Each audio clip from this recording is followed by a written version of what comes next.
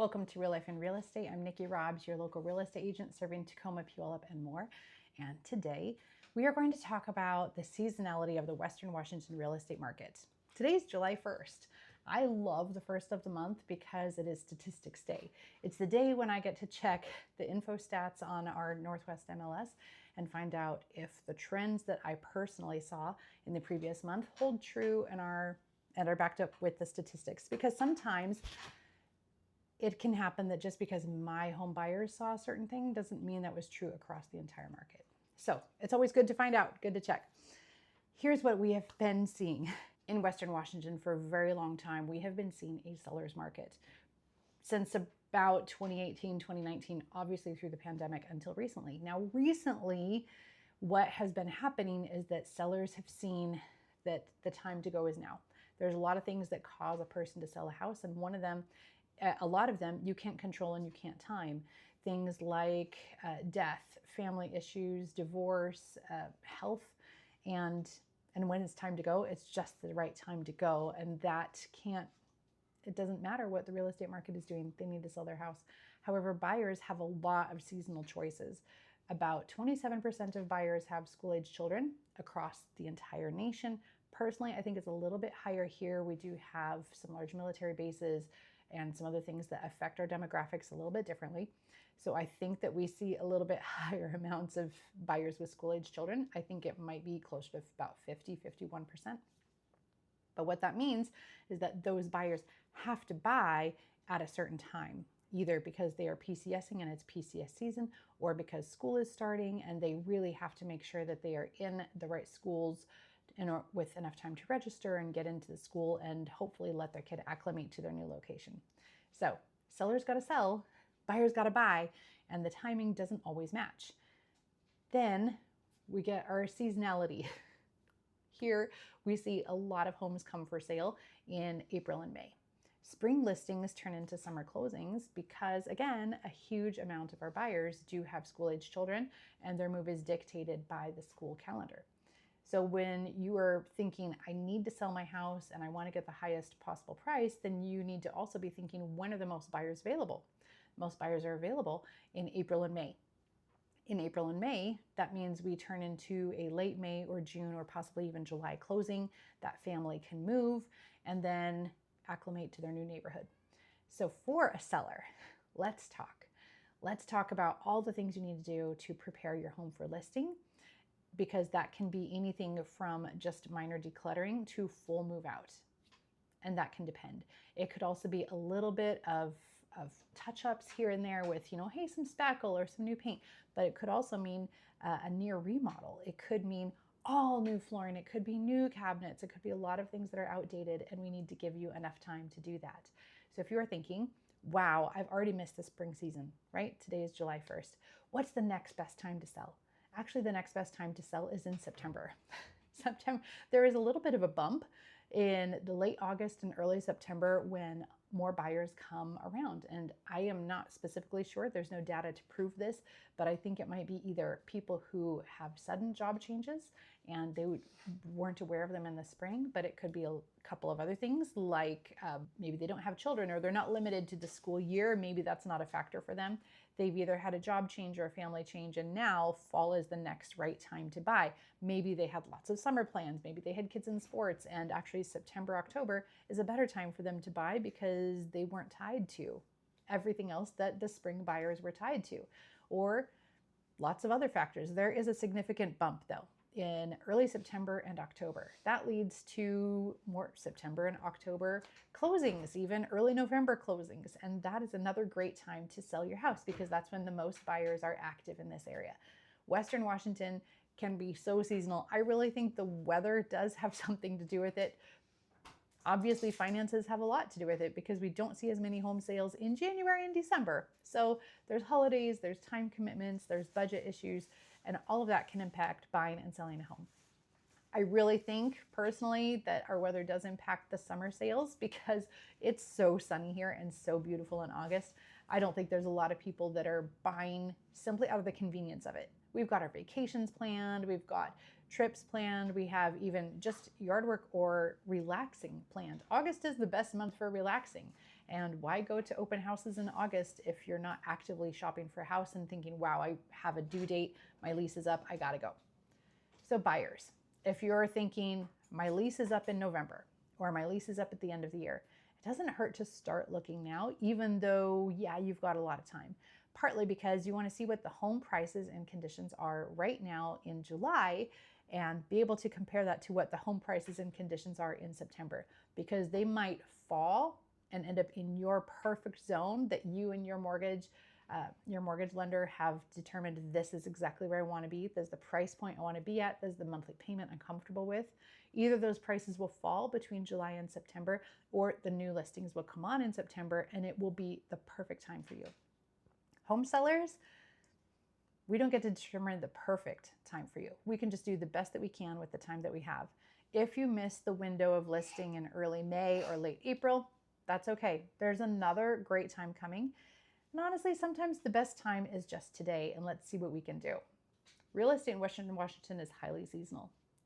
If you are thinking, I need to time the market between interest rates and competition, then I would really implore you, not just strongly encourage, but implore you to talk to a mortgage professional and a real estate professional.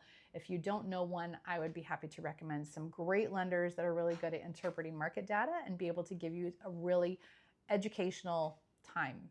That sounded stupid. Let me start again. If you don't know one, I'd really like to introduce you to a mortgage professional, a great lender who can help educate you and show you what they know and how they're interpreting all the different data points, how they come to their conclusions. Also talk to a real estate professional, because we're actually in the trenches and we can see how much competition there is. We can tell you about how many visits to an open house. We can tell you about how many shows it took for a house to go pending. And all of that is also different by region, where Puyallup, Tacoma, not the same. Actually, even within Tacoma, there are several regions that are not the same and very hard to compare to each other because of demographics, because of traffic, because of features in that space. We would not want to compare East Tacoma with South Tacoma. We don't want to compare Furcrest to University Place, even though they're right next to each other. There's things that affect every single thing about the sale and about the home price. I'd love to share that with you if you really want to get into the weeds of it, or if you're just thinking, I really want to get into that home this fall. I want to celebrate the New Year holidays with a new space. Then let's talk, because there's enough time to strategize and talk about what is the right time for you, what is the right budget for you, and how do we get started.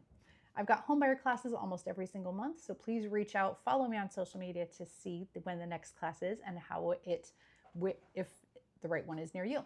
Home sellers, you're thinking, it's coming soon. I know that I am outgrowing this house. I know that the house isn't meeting my needs anymore. I know that the financial needs of the house might be outstripping what I really want to put into it. There's so many reasons where this house is no longer fitting your lifestyle. Whatever that may be, here's what I want you to start thinking about. What other houses are going on the market near you? Just pay attention. Open up any of the apps and just take a little look around your neighborhood at all the price points, because there might be homes that are $100,000 over what you thought your home was worth, and there might be homes $100,000 under what you thought your home was worth. And go look at that. Go browse. Behave a little bit like a buyer. What are they seeing out there? And then how does your home compare? Does it need more work, or does it need just some minor work? Does it need updates? Is the square footage the same? Is the condition the same? Now, in my neighborhood, we have several busy roads, and so that is something we can't change.